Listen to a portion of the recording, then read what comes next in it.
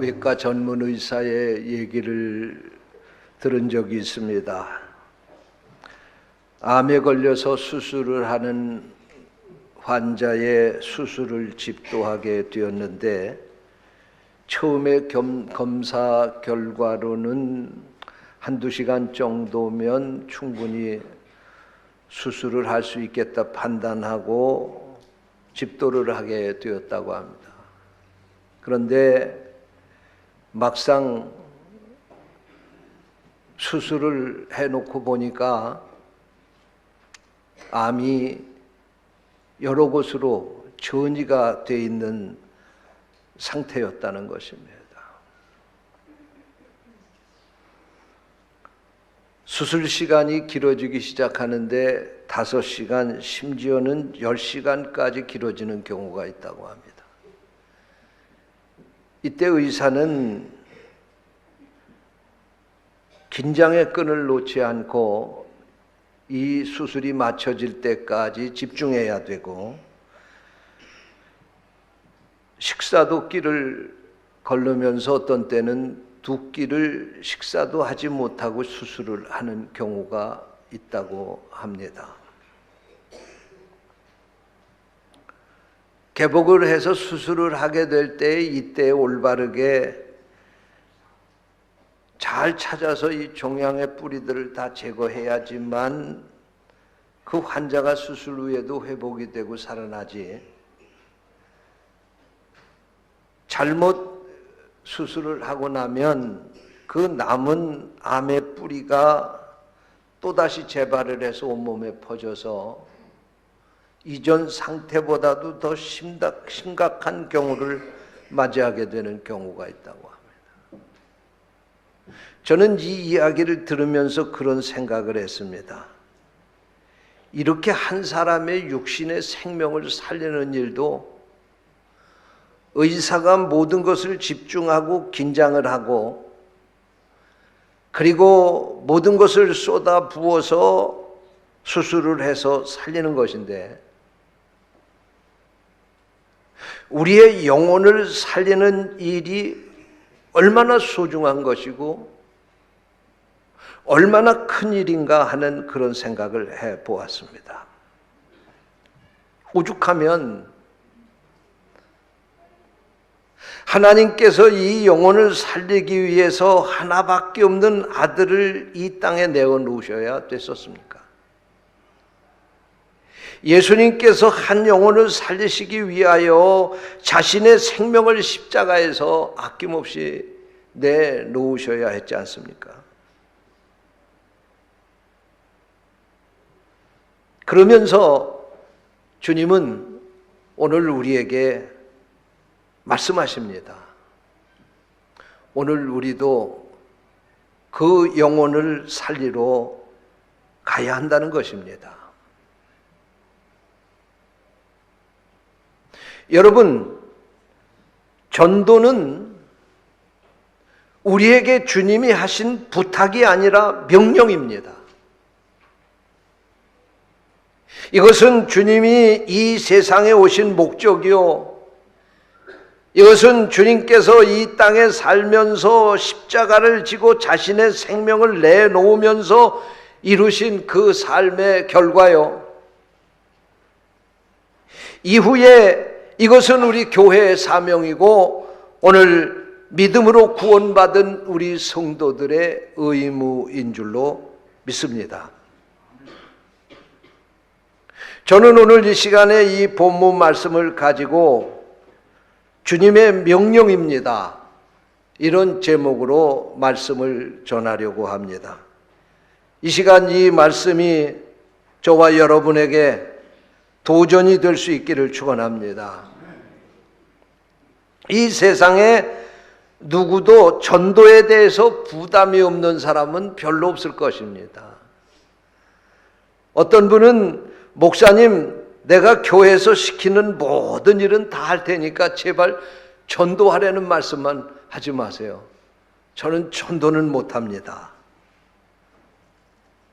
따라서 하세요. 그럼에도 불구하고 전도해야 합니다. 따라서 하세요. 왜요? 왜요? 따라서 하세요. 주님의 명령이기 때문입니다. 할렐루야.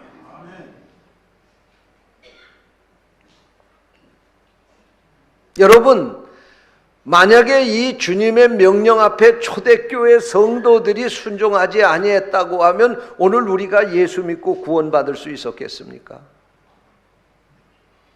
지금부터 130년 전에 이 명령에 순종한 미국의 아펜셀러 노우드 선교사님이 이 땅에 오셔서 복음을 전했기 때문에 오늘 이 땅에 5만 교회가 생기고 1000만 명에 가까운 성도가 생긴 것 아닙니까? 만약에 그들이 이 명령에 순종하지 아니했다고 하면 오늘날 이 땅에 어떻게 교회가 생겼겠으며 어떻게 우리가 예수 믿고 구원받을 수 있었겠습니까? 그러므로 전도는 2000년 전이나 오늘날이나 주님의 명령이고 계속돼야 할 주님의 일인 줄로 믿습니다. 그러면 예수님이 우리에게 어떻게 이 전도를 하라고 명령을 하셨습니까?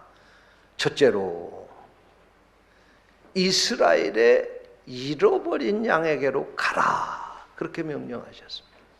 오늘 읽은 6절 말씀에 보니까 이스라엘 집에 잃어버린 양에게로 가라고 하셨습니다. 이 말씀이 무슨 말씀입니까? 이스라엘 집에 잃어버린 양으로 가라고 하는 이 말씀은 사마리아와 이방인들에게는 관심을 갖지 않아도 된다는 그런 말씀이 아닙니다. 우선순위를 말씀하고 있는 것입니다. 멀리 나가서 다른 사람에게 전도하는 일도 중요하지만 그것을 하기 전에 먼저 가까운 내 가족, 가까운 내 형제를 구원하고 내 주변에 가까운 이웃을 구원해야 된다는 말씀입니다. 내 민족을 구원해야 된다는 말씀입니다. 이렇게 가까운 곳에서부터 복음을 전해서 땅끝까지 가야 된다는 말씀입니다. 할렐루야. 근데 사실 멀리 가서 전하는 것보다 가까운 데서 복음을 전하는 일이 어려워요. 왜냐하면 나를 너무나도 잘 알기 때문에 그렇습니다. 여러분, 누가 자신 있게 예수 믿어서 복음을 전할 수 있는 사람이 어디 있습니까? 우리는 예수를 믿고 믿음 안에서 산다지만 우리에게 흠결이 많습니다. 그래서 사실 나의 모든 것을 알고 있는 사람에게 복음을 전한다고 하는 일은 쉬운 일이 아닙니다. 여러분, 남편이 예수 믿지 않는데 남편에게 복음 전하는 게 쉬워요? 다른 거는 쉬운데 남편에게 예수 믿으라고 하는 게 어려운 거예요. 어떤 집사님은 고백을 하는데 남편을 구원하기 위해서 5년 동안 기도를 하면서 남편의 식사 시간에 밥을 그릇에다가 전기밥솥에서 푸면서 주걱으로 십자가를 그리면서 밥을 폈다는 거예요. 이 밥을 먹는 우리 남편 예수 믿게 해달라고.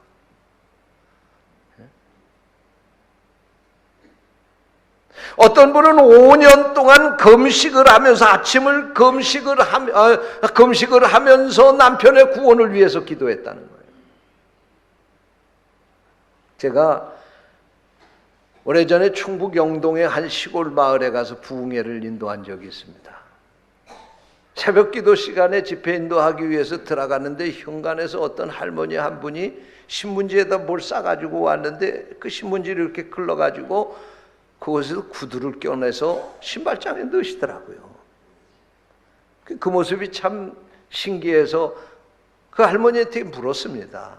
여보시오, 아니 그 신발은 누구 신발이길래 신문지에 싸가지고 그렇게 오셨느냐고. 그랬더니 이분이 하시는 말씀이, 예, 강사님, 이게 우리 남편 구두입니다. 우리 남편이 예수를 믿지 않는데 내가 지금 죽을 날이 가까운데 이 남편이 교회에 나와야 될 텐데 교회 나오지를 않아서 내가 매일 이렇게 새벽마다 그 신발을 싸들고 옵니다. 그리고 신발장에 올려놓으면서, 하나님, 지금은 내가 이 신발 끌고 왔지만 이 신발의 주인이 이 신발 신고 교회 나오게 해 주옵소서. 그리고 기도하면서 그 신발을 껴안고 새벽마다 교회 나온다는 거예요. 얼마나 감동이 됐는지 저도 그분을 위해서 기도했습니다. 그런데 놀라운 일은 집회 마지막 날 저녁인데 이 남편이 구두 주인이 나왔어요. 교회 가자고 하니까 마음이 녹아가지고 알고 오기는 왔는데 이 남편이 그러더래요. 아이고, 나는 맨정신에는 못 가겠다. 그래가지고 이분이 얼큰하게 약주를 잡수시고 그리고 교회에 나오셨더라고요. 감사헌금을 썼는데, 감사헌금을 냈는데 보니까 축발전 그렇게 해가지고 되셨어요.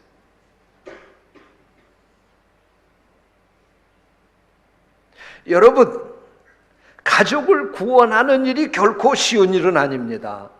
그러나 우리가 분명히 기억해야 될 사실은 그 가족을 구원하라고 하는 것이 주님의 명령입니다. 내게 가까운 그 가족을 구원해서 하나님의 백성으로 만들라고 하는 것이 주님의 명령입니다. 우리가 많은 선교를 하는 일도 중요하지만 그것보다도 급선무는 내게 가까운 사람들을 구원해야 되는 일입니다.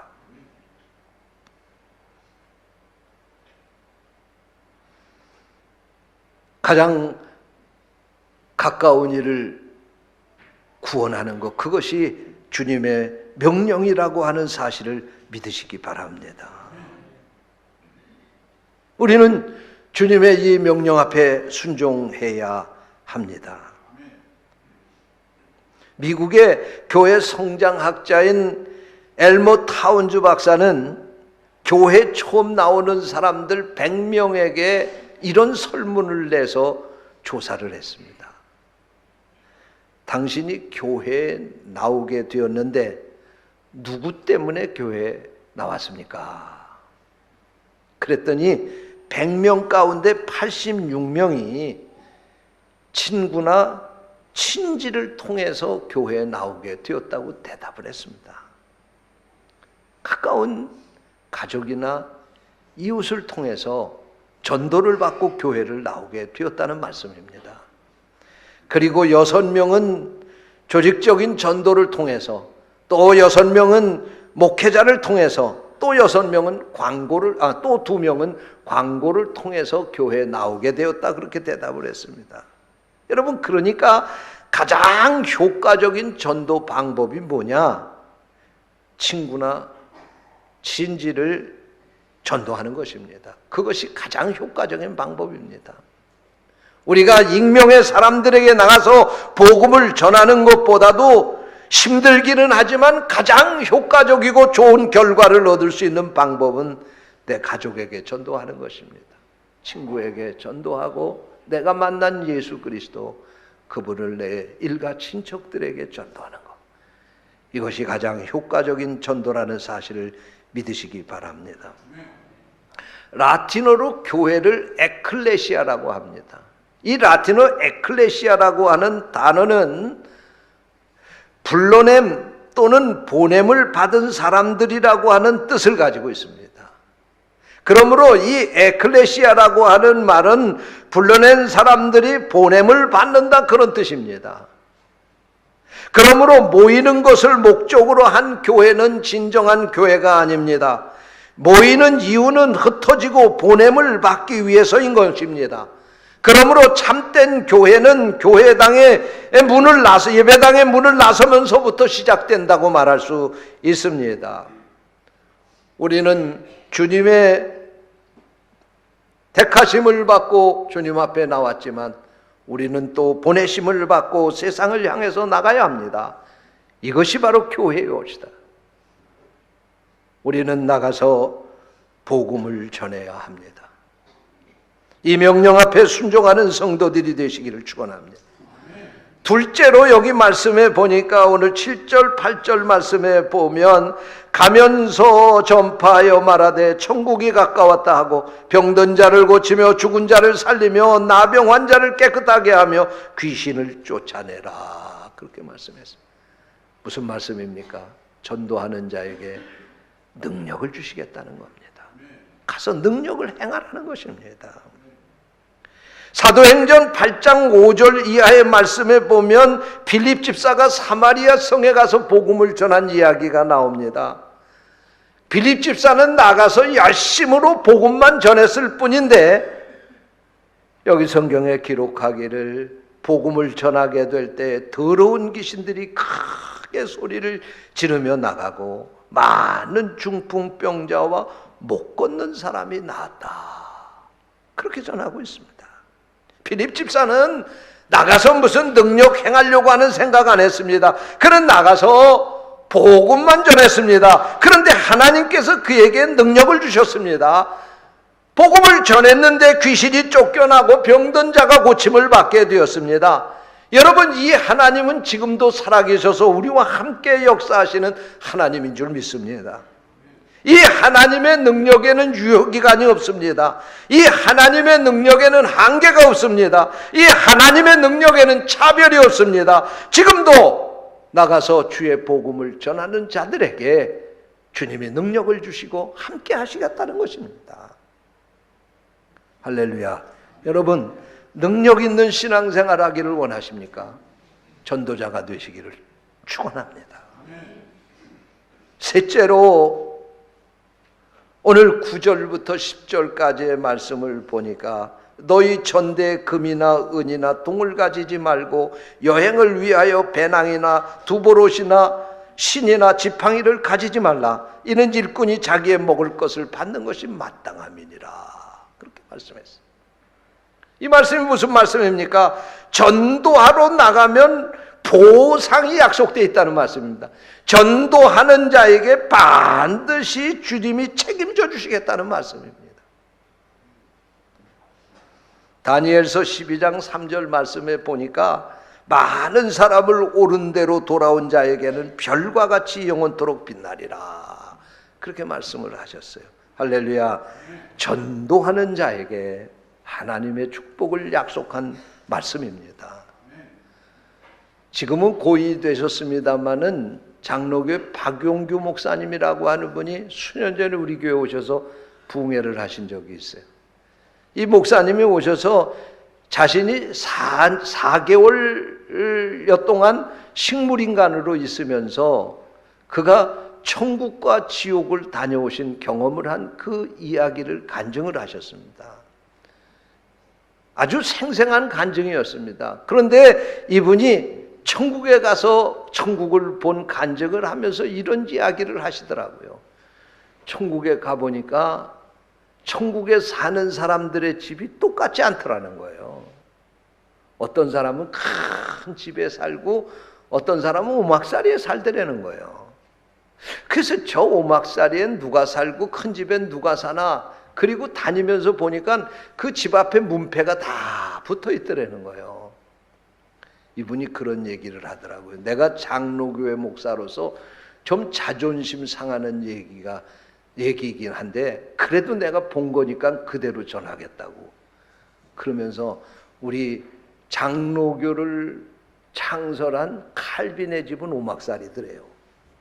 그런데 감리교를 창설한 존 웨슬레 목사님의 집은 큰 궁궐 같은 집에 사시더라는 거예요. 그래서 주님 앞에 물었답니다. 주님, 이게 도대체 어떻게 된 겁니까?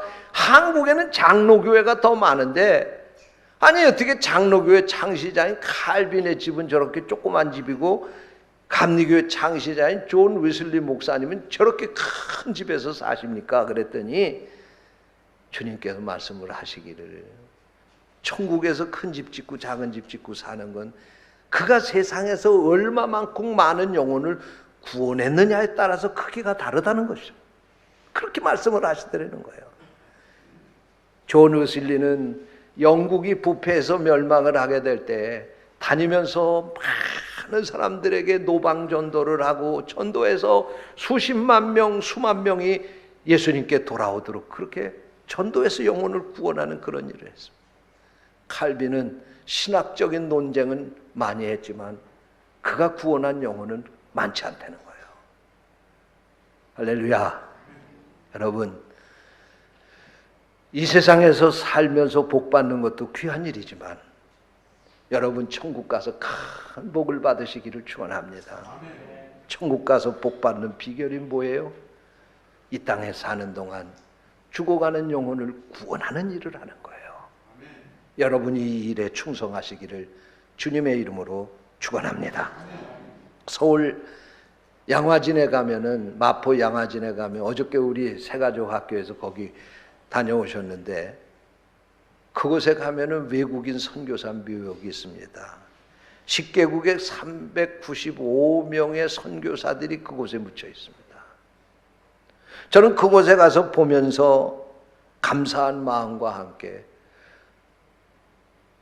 어떻게 이분들이 낯설고 물서른 이 땅에 와서 저렇게 생명을 바치고 이 땅에 묻혔는가, 그런 생각을 해보면서, 그래, 주님이 나가서 죽어가는 영혼 구원하라고 하는 그 명령, 그 명령에 순종하기 위해서 이분들이 이렇게 하셨구나, 그런 생각을 해봤어요. 여러분, 이것은 비록 고통스럽고 힘든 길일지 모르지만 이것이야말로 천국의 큰 복을 약속하는 일입니다. 여러분, 복음을 전하는 일은 이 세상에 어떤 일보다도 귀한 일입니다. 이 명령에 순종하고 사시는 성도들이 되시기를 축원합니다. 기도하겠습니다. 하나님 감사합니다. 오늘 우리에게 귀한 말씀을 주시고 말씀을 통해서 한 영혼을 구원하는 일이 주님의 명령이요, 또한 이 일이 얼마나 큰 축복이 약속되어 있는 말씀인지를 다시 한번 깨닫게 하시니 감사합니다. 이 주님의 명령 앞에 순종하며 살아가는 우리 성도들 되게 하여 주옵소서. 주님의 이름으로 간절히 기도하옵나이다. 아멘.